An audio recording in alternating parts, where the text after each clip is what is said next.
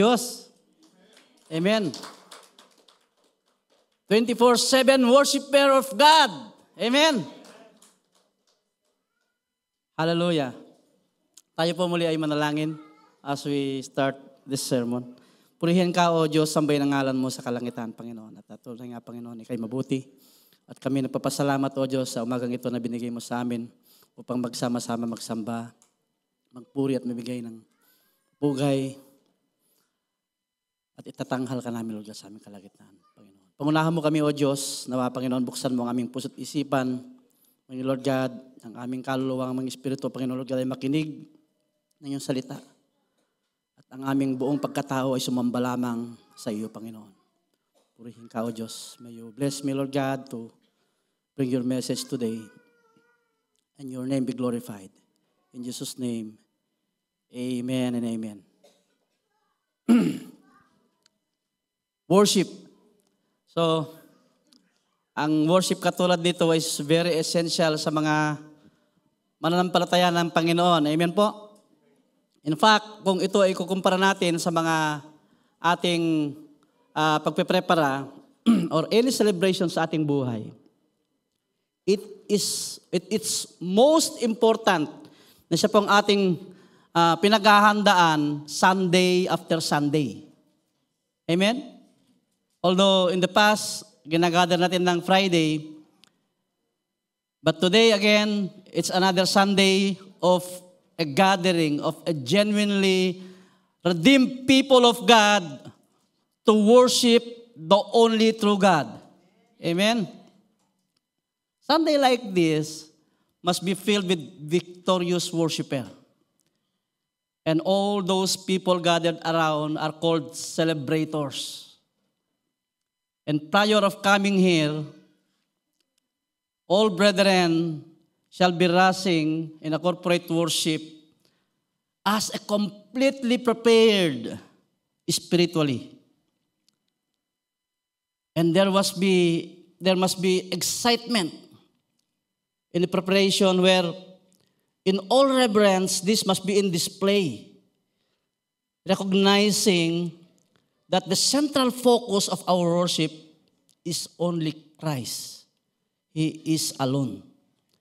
And numerous call to worship has been exhorted in this pulpit. Katulad halimbawa kanina, as Brother Howell pointed out. And you see, worship service must be like how King David celebrated after winning the war, the battle, acknowledging that the Holy Spirit is with him in full joy and gladness. Because Sunday worship like this is a picture of victorious week. Amen? And before all these days of struggles, we won. And as we start the week ahead, maaga tayong nagsa-celebrate. Amen? This is unending worship, 24/7 worship. This is what Heavenly Father seek, the true worshiper.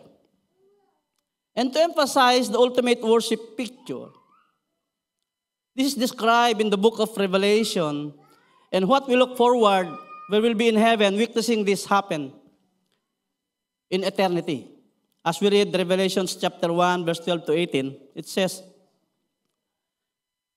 I turned around to see the voice that was speaking to me, and when I turned, saw 7 golden lampstands, and among the lampstand was someone like a son of man, dressed in a robe, reaching down to his feet, and with a golden sash around his chest.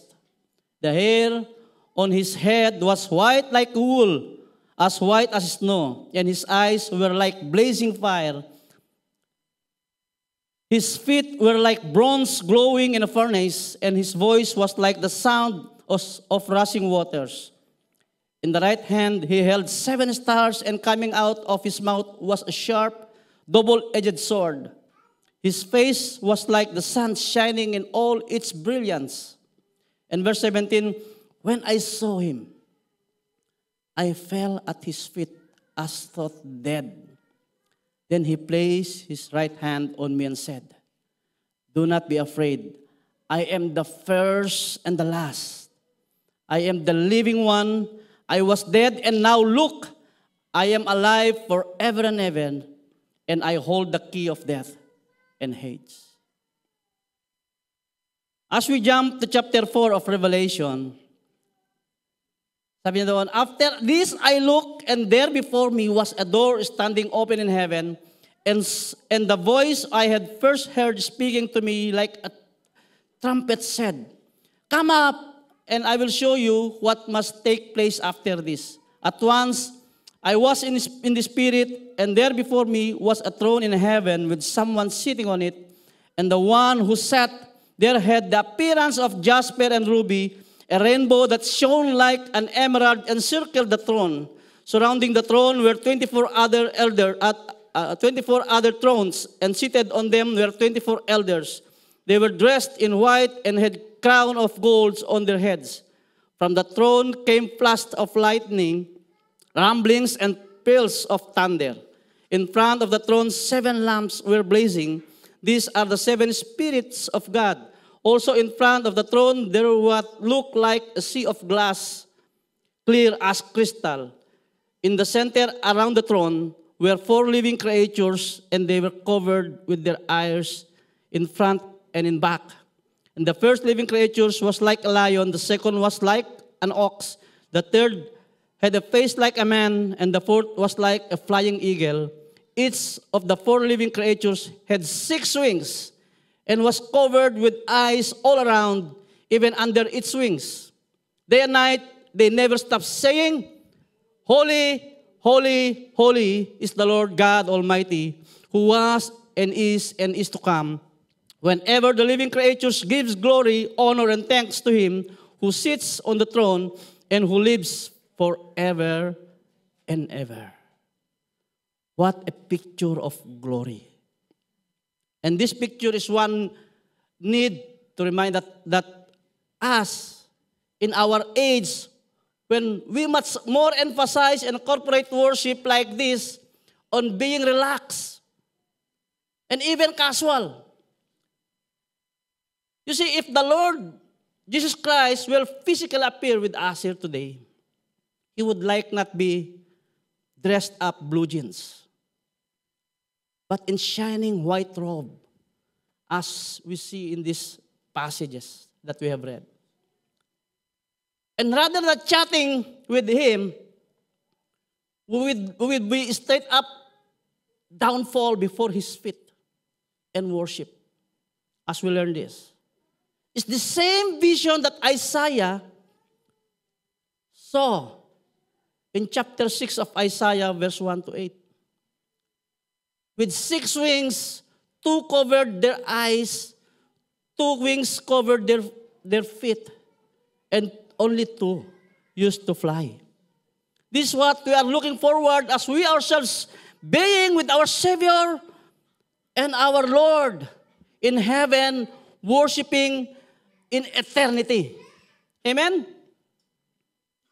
And as we define worship, in the lineage back of Old English, ang sinasabi doon, encapsulate the idea of showing honor and reverence.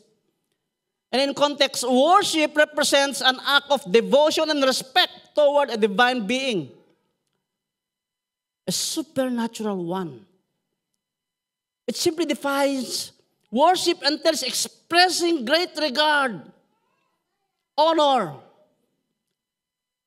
in manifestation of various activities of adoration and praise, supplications, prostration, and submission.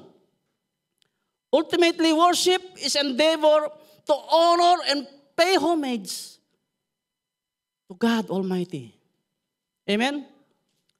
It's a profound and meaningful manner that each one of us, called believer, should pour out only to God, our Creator, continuously.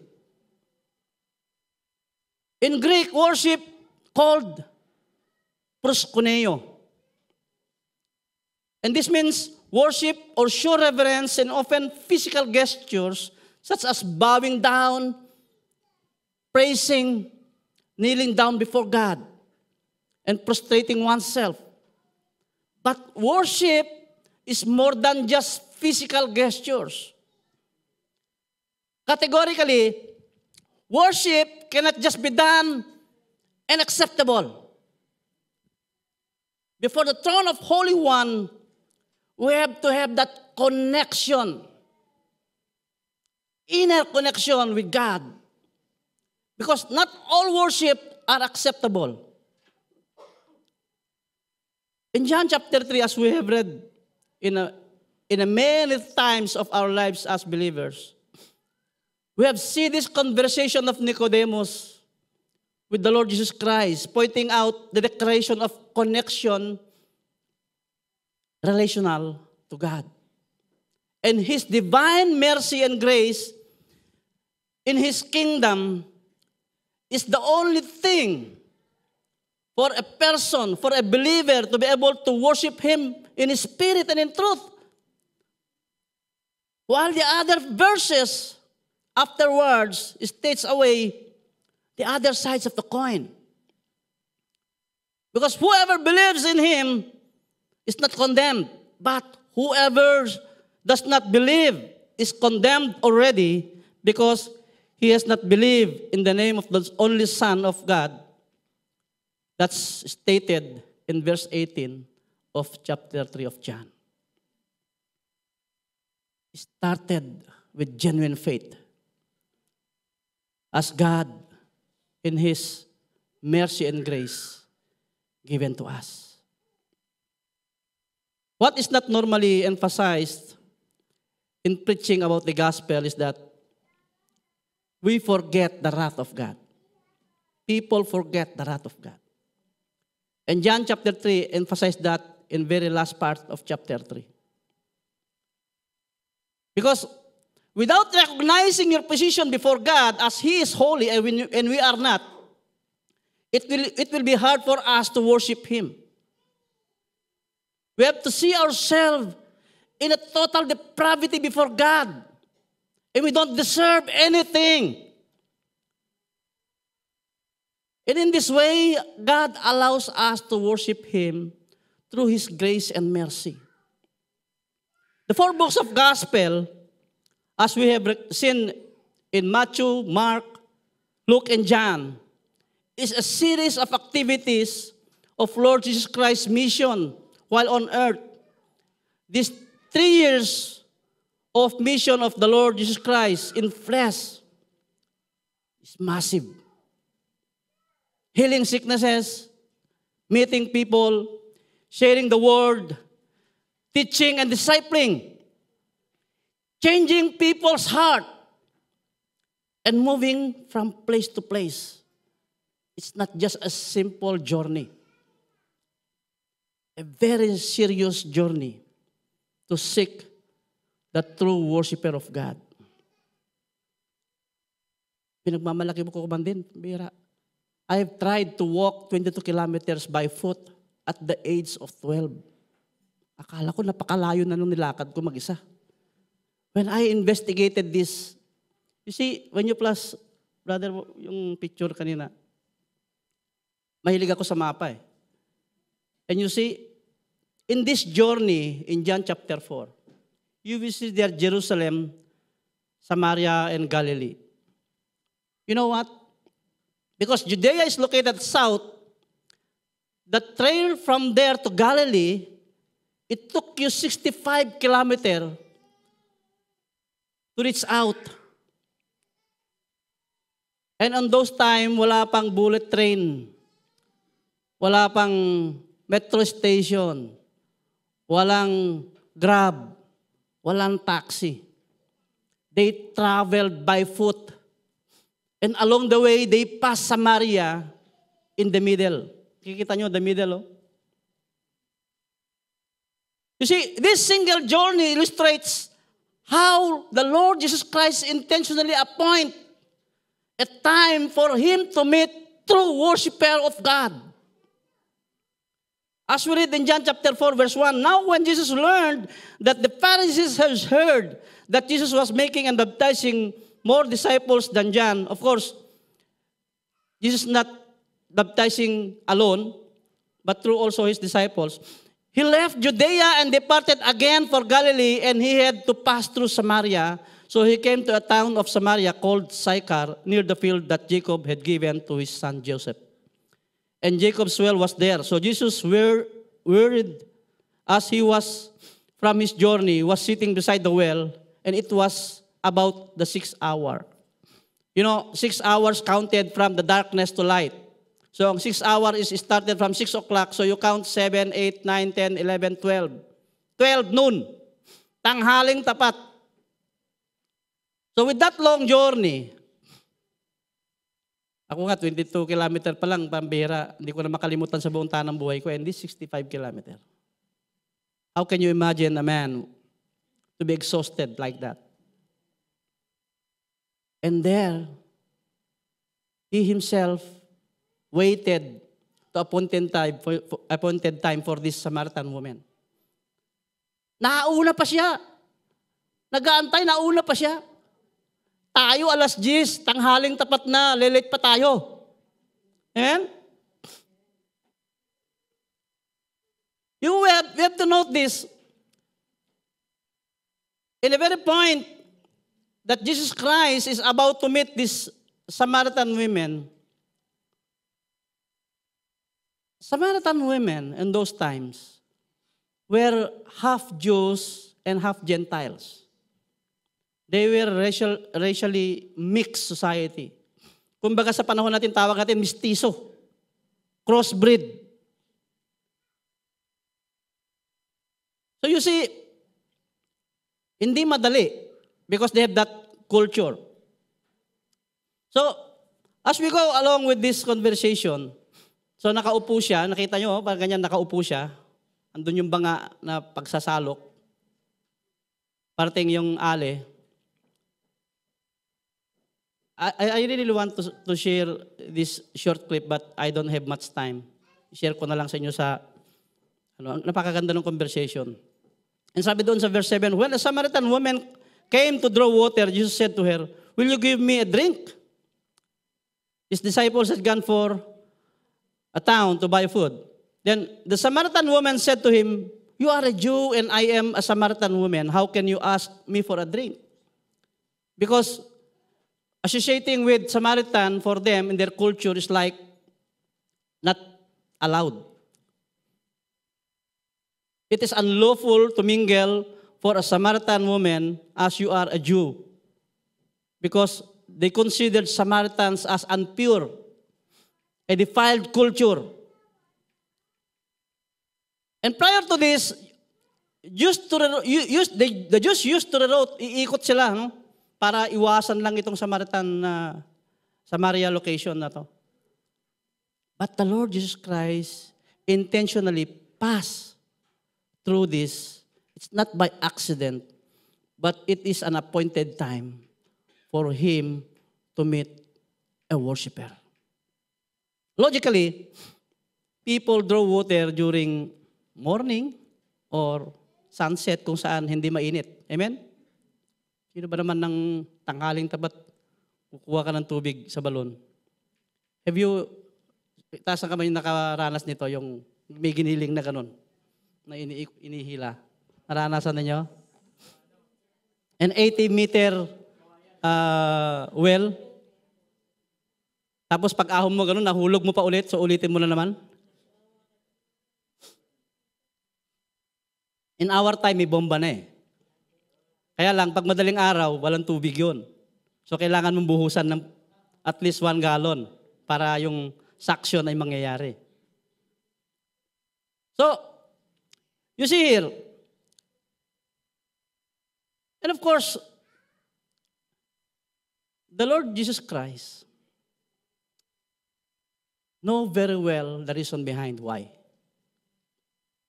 Kumbaga ako mag-isip, ba't tanghalin tapat to? Di ba? Magdodraw ng tubig.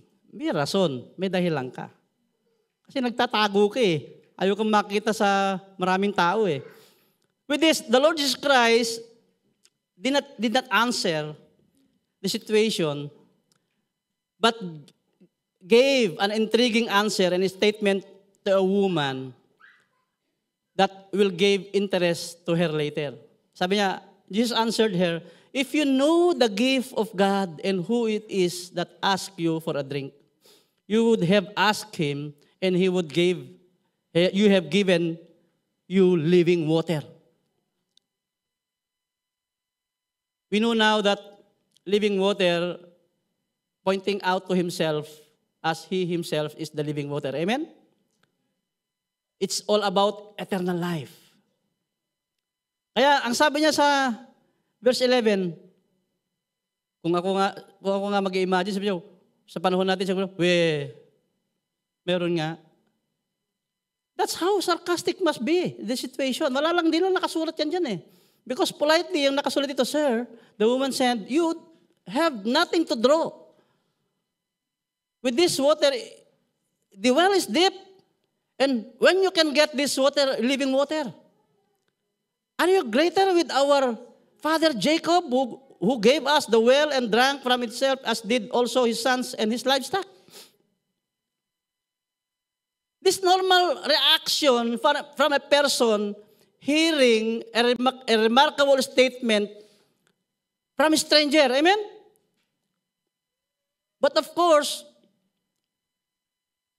it seems that this statement is a little bit intriguing.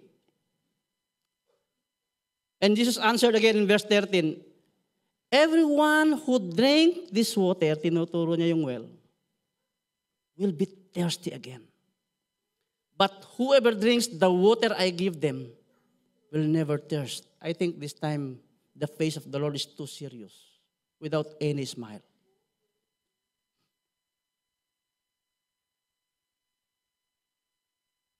But whoever drinks the water I give them will never thirst again.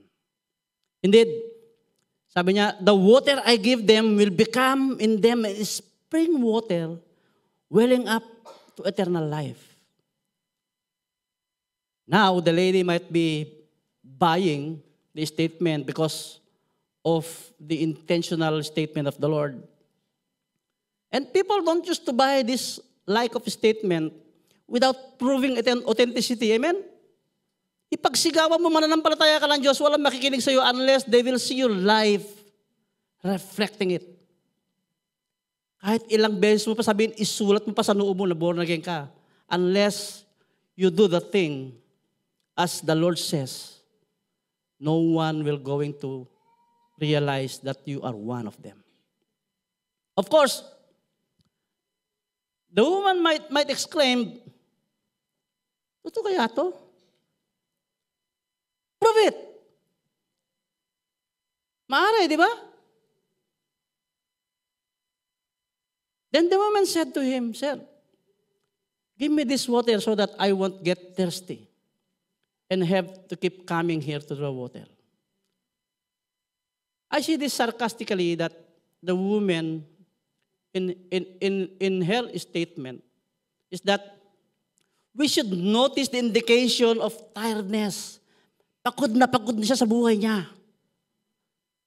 With their daily routines of drawing water daily, day by day, you will get tired. The monotonous activity of your lives, ulit-ulit, na wala ang Panginoon, mapapagod ka, you will get tired.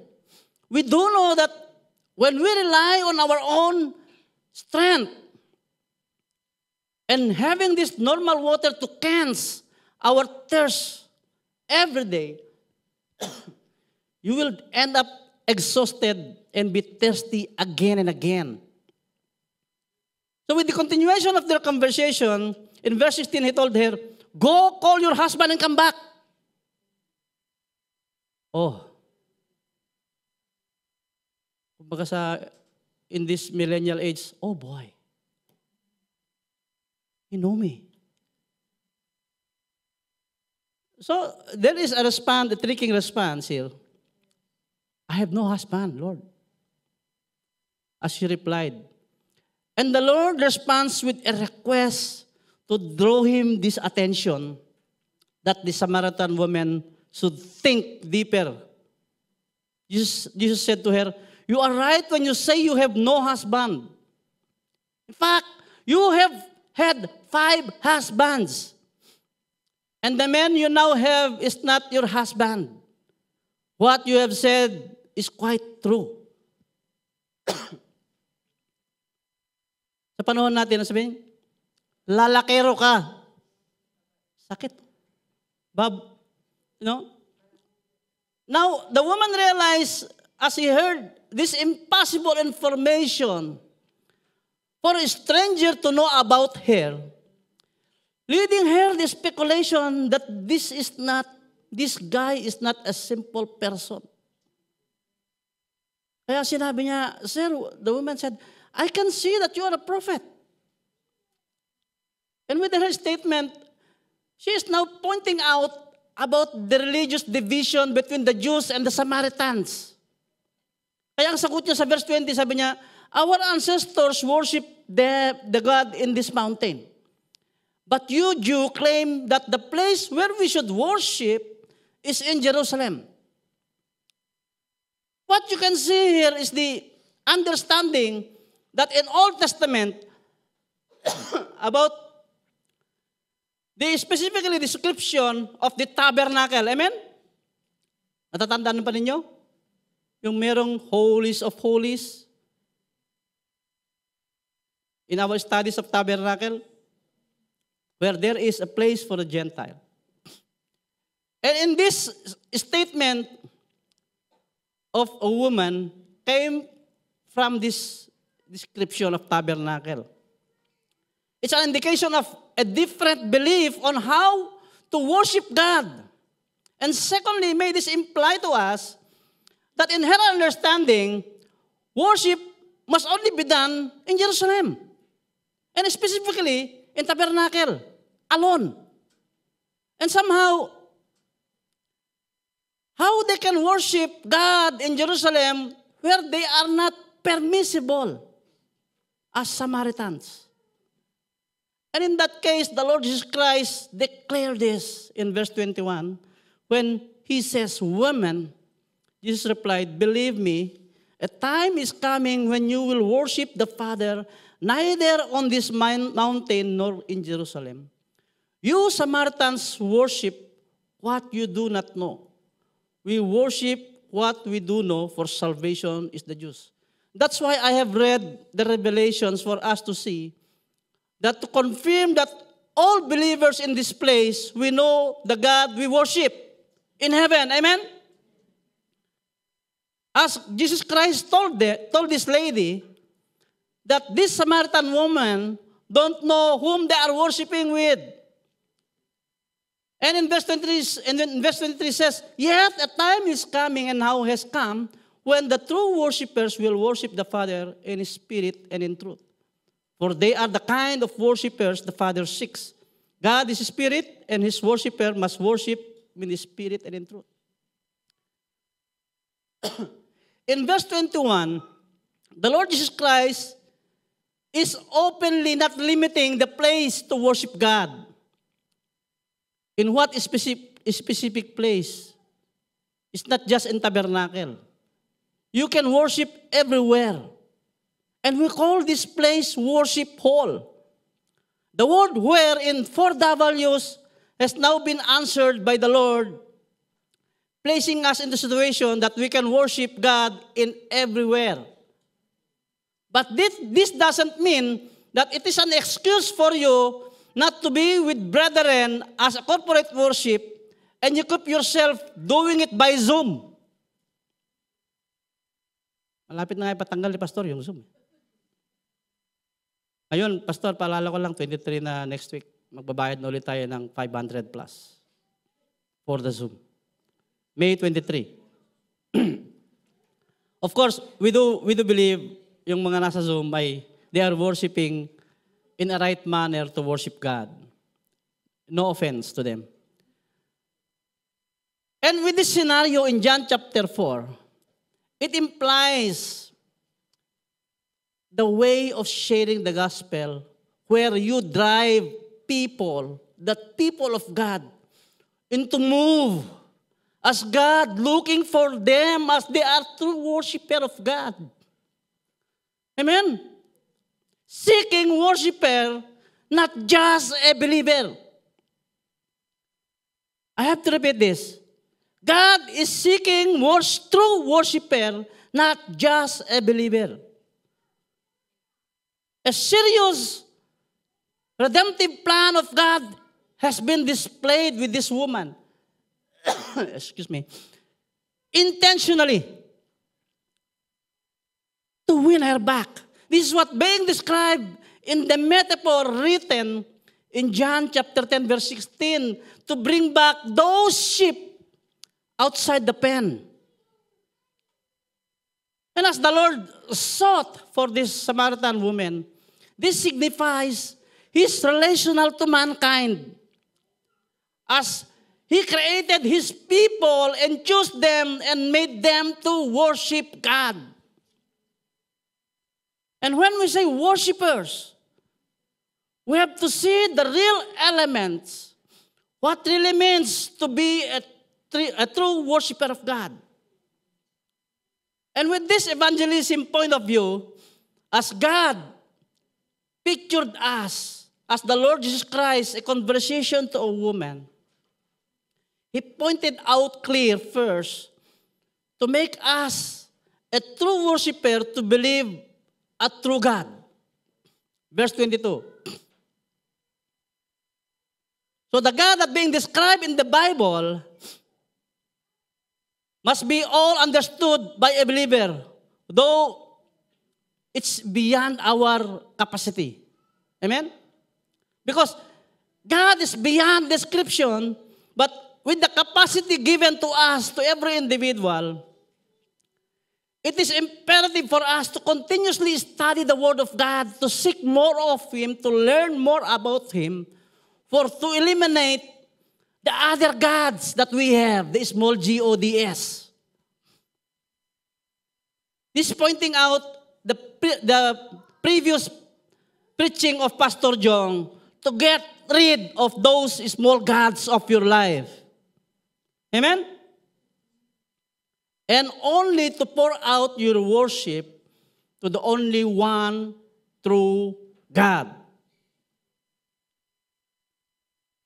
And that's why, as we're reading similar passages about the greatest commandment that Brother Howell already spoke about, as we see also in Matthew chapter 22, verse 37, as the same in Deuteronomy chapter 6, as Jesus replied, love the Lord your God with all your heart, and with all your soul, and with all your mind. And the second must not be neglected, to love your neighbor as yourself. That is worship. As again to read in John chapter 4, verse 20-24, sabi ni doon, yet the time is coming and has now come when the true worshiper will worship the Father in spirit and in truth, for they are the kind of worshipers the Father seeks. God is spirit, and this worshiper and his worshiper must worship in spirit and in truth. You see, my brothers and sisters, the very essence of the gospel is this. Worship is in celebration about Christ. It's the same thing happened to this Samaritan woman. After knowing this, she celebrates.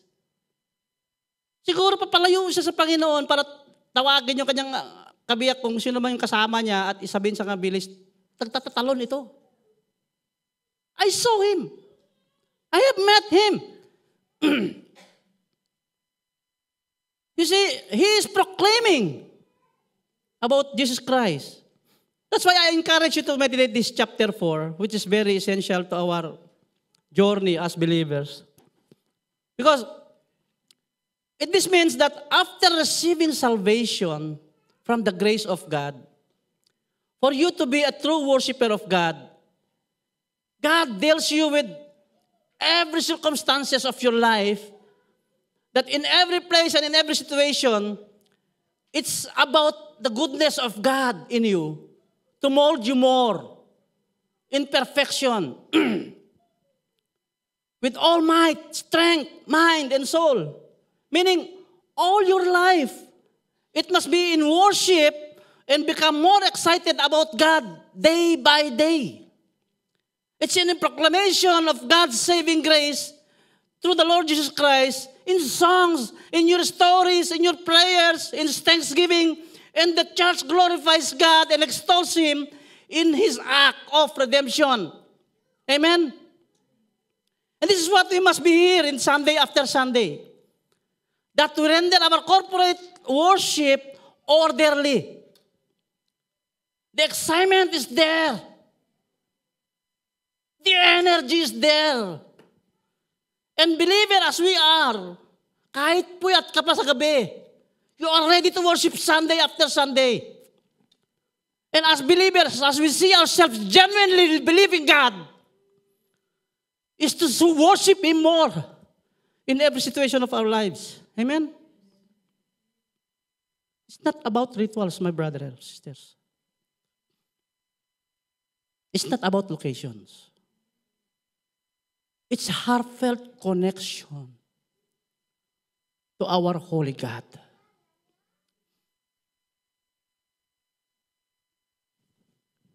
And in this, it tends us to rush in this place that we render this a corporate worship. In spite of those several days ago, it's worth it to see ourselves in a corporate, as we see ourselves in a different journey, but in one accord of worship, in our respective endeavors, yet we are worshiping in one accord of one true God.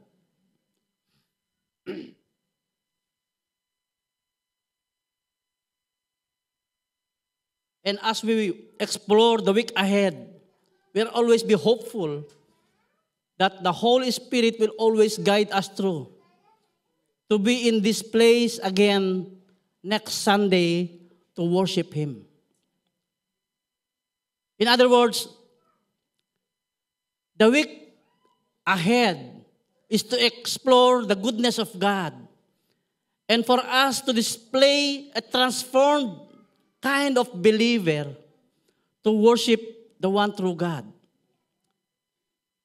A true worshiper is someone that we see ourselves in a spirit and truth, truly worshiping God. True worshiper is an encountering in the living God, experiencing God and praising God every day of our lives, making an offering, expressing our love to one another, reflecting the devotions that we had, ascribing the true worth of God in every bit of our lives. A true worshiper is to worship the true God in every way and does not fake it. You doesn't fake it only to satisfy those religious standards. You see, if you have read Old Testament, hindi pwedeng hindi mo madadaanan yung buhay ni Job. Hindi mo pwedeng hindi madadaanan ang buhay ni Abraham. Hindi mo pwedeng hindi mapadadaanan ang buhay ni David. In Jacob's lives, he worshiped, and he have this remark that we have always sang in front. He give and take away. Naked am I. And with Abraham's worship, he prayed and begged, pleaded to the Lord, buhayin mo yung batang ito. But then when he died, in 2 Samuel verse 12 to 20, an example where he dressed up after his son died, even then he worshiped. Amen? It's regardless of circumstances, it's regardless of your situations, it's regardless of your position in life. It's all about God. This is what Romans chapter 12, verse 1 to 3 is telling us about, to renew our mind and have this body as a living sacrifice, holy and pleasing to Him, that it will be our proper and true worship, beginning by renewing our mind daily. It's all in the mind starts. For you to develop a heart of worship. And therefore, sabi niya doon, I urge you, brothers and sisters, in view of God's mercy, to offer your bodies as a living sacrifice, holy and pleasing to God. This is your true and proper worship. That's why the second is like, do not conform to the pattern of this world. Maliligaw ka. So start with Christian discipline, my brothers and sisters. The norms that we do. How often you pray? How often you open your Bible? Even just in the apps. How often? And to live a faithful life and to aim to glorify God in every bit of your life.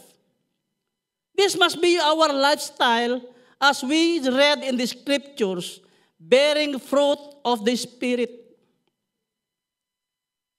How often you read your Bible? I have this story.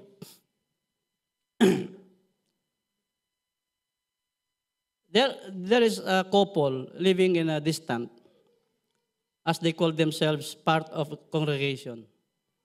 They invited their pastor for a celebration at dinner.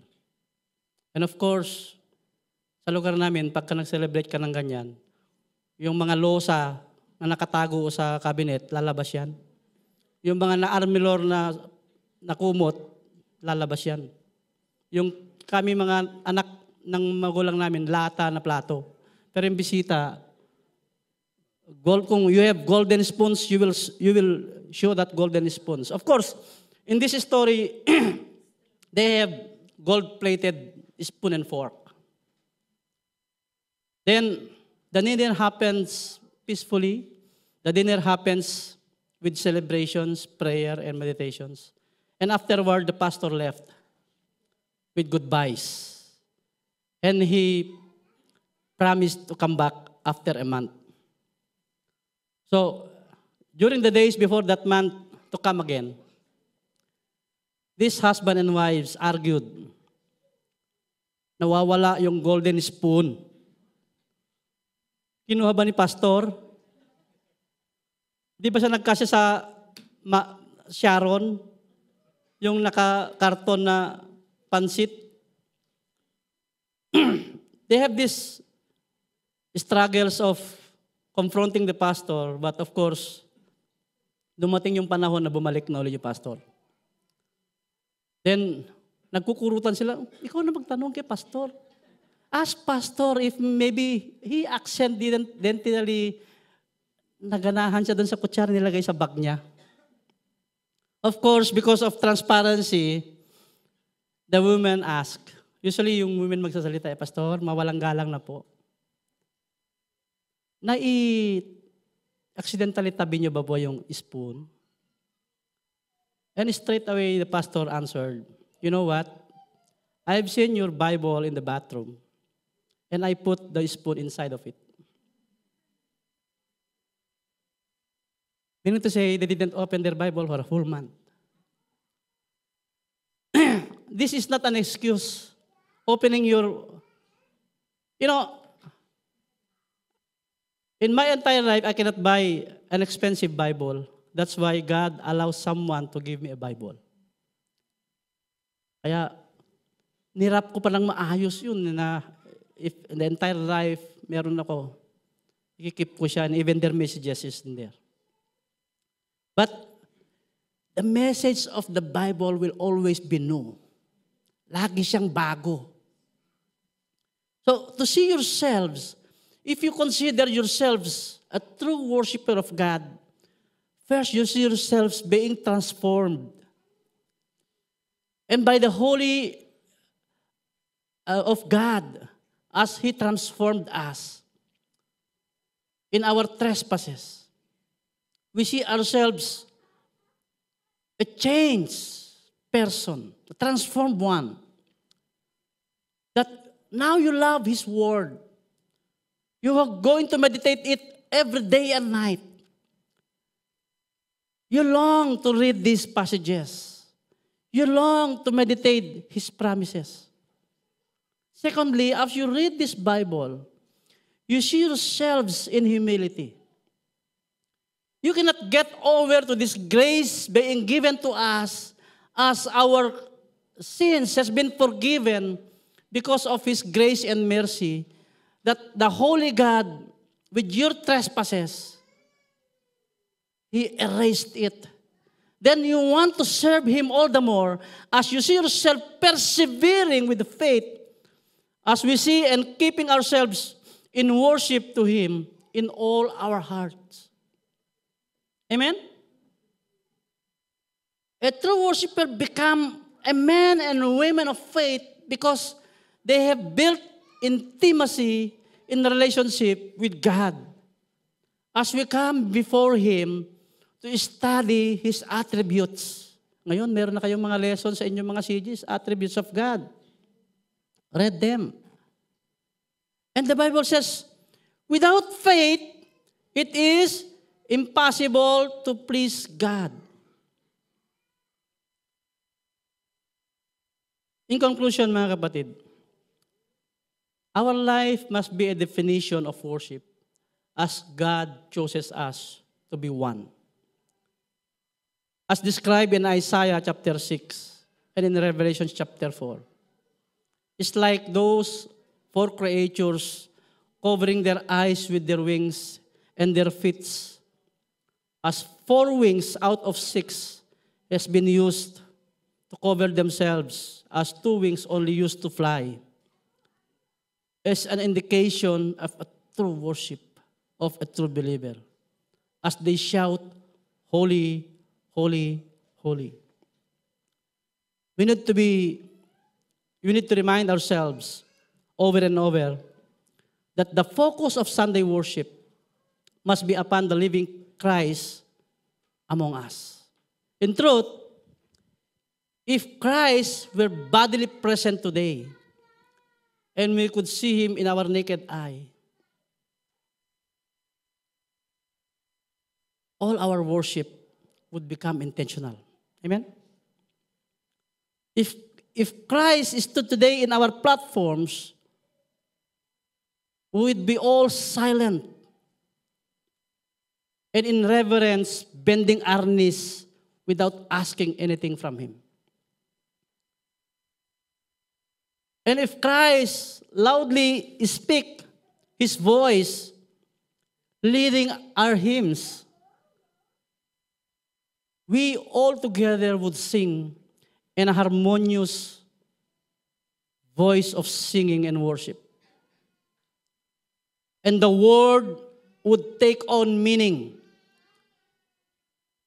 The Bible reading would be lively, and the word would pierce the marrow of our souls. If Christ walked in this aisle, we would see ourselves in awe, as you cannot even swing your head. And we would all voluntarily in service. This magnification team here would be crowded. And if you know that Sundays after Sunday, that the Lord Jesus Christ will be sitting in front of this hall, I will see people rushing out for them to fill the first 3 rows at fast. And believer would arrive earlier than 10 o'clock. And offerings would be laden with marvelous gifts. And prayer would be intentional and in concentration toward God. Yet, this is the remarkable truth. Christ is present in this place. In His Holy Spirit, in our church, that is the truth. We have developed in our eyes to see and hear Him all the more. Of course, I'm not speaking about Sunday alone. It's not about just Sunday worship. But the celebration that we do here It's like it's just a collective celebration of worship in attendance as we practice this worshiping every Sunday. A collective of believers in attendance.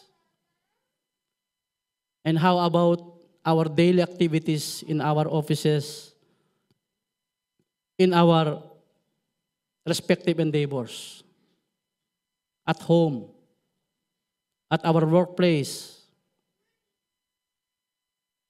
in our friends, our meetings. Meaning, our life is a worshiping life toward God and to God alone.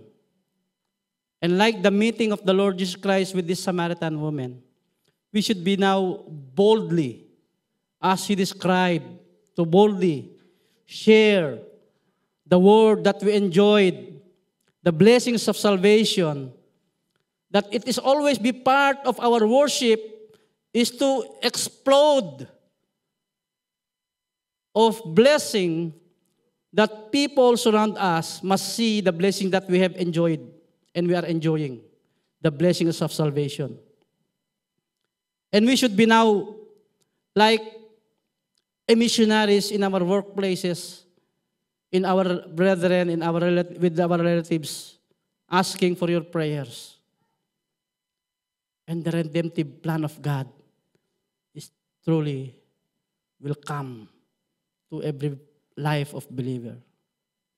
Then we see ourselves a dynamic worshiper. A true worship should be served as a true worshiper is what the Father seeks. Glory to God. Let me close in prayer. Muli, O Diyos, kami nagpapasalamat. We glorify your name. We thank you, O God, for these opportunities, for these situations that we are having right now. Life, O God, the who we are is a worship for who you are. It's not about us, O God, and it's not about the blessings that we receive. It's all about you, whom we should worship in spirit and in truth. You are spirit, and we should worship you in spirit and in truth. Hallelujah. We thank you, O God. May your name be glorified in every places. May your name be exalted in every life of every individual that we are here. That truly we enjoy to meditate your word and enjoy to practice them as well. As we proclaim your goodness, as we proclaim the goodness of God sa aming buhay sa mga taong nakapalibot sa amin. For them to see that we are worshiping one true God. In Jesus' name, amen and amen.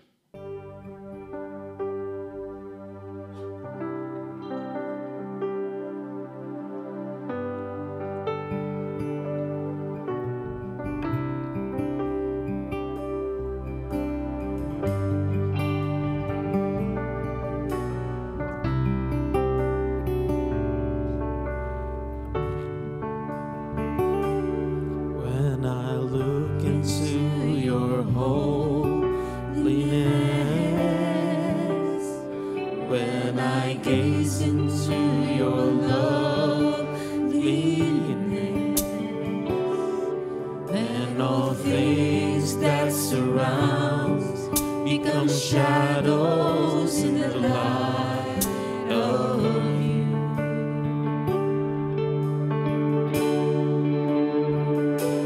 When I found the joy of reaching your heart, when my will becomes enthroned in your love, when all things that surround become shadows in the light of you. Sing it, church. I worship you.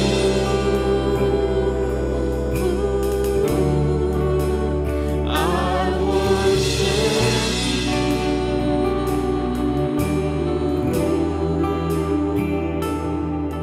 The reason I live is to worship you. worship you. I worship you.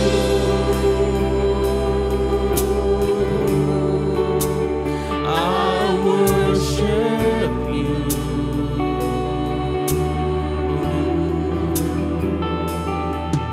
The reason I live is to worship.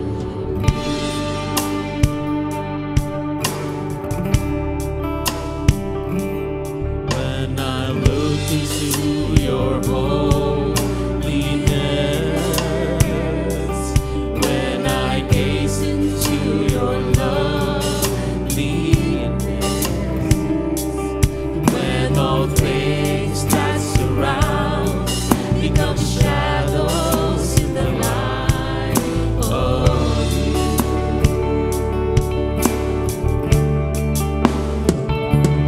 When I found the joy of reaching your heart, when my will becomes enthroned in your love, when all things that surrounds become shadows in the light of you.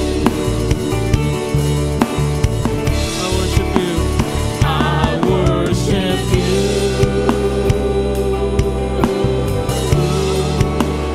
I worship you.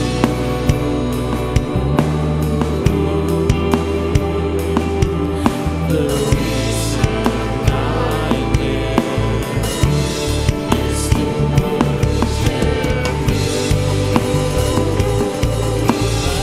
I worship you. I worship you. I worship you.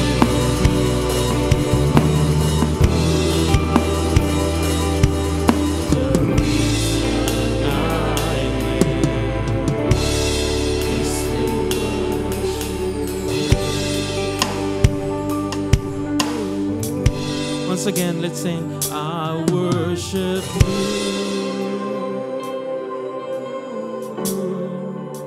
I worship you.